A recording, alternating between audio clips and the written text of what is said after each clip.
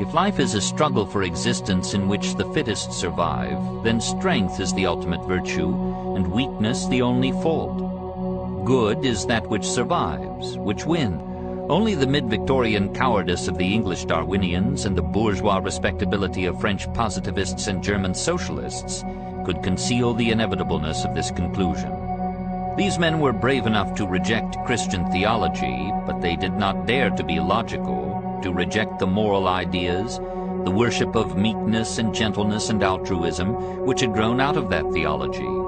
They ceased to be Anglicans or Catholics or Lutherans, but they did not dare cease to be Christians. So argued Friedrich Nietzsche, a morality of masters and a morality of the herd. The former was the accepted standard in classical antiquity, especially among the Romans. Even for the ordinary Roman, virtue was virtus, manhood, courage, enterprise, bravery. But from Asia, and especially from the Jews in the days of their political subjection, came the other standard. Subjection breeds humility, helplessness breeds altruism, which is an appeal for help. Under this herd morality, love of danger and power gave way to love of security and peace. Strength was replaced by cunning, open by secret revenge, sternness by pity, initiative by imitation, the pride of honor by the whip of conscience. Honor is pagan, Roman, feudal, aristocratic. Conscience is Jewish, Christian, bourgeois, democratic. It was the eloquence of the prophets, from Amos to Jesus, that made the view of a subject class an almost universal ethic. The world and the flesh became synonyms of evil, and poverty a proof of virtue. This valuation was brought to a peak by Jesus. With him every man was of equal worth and had equal rights.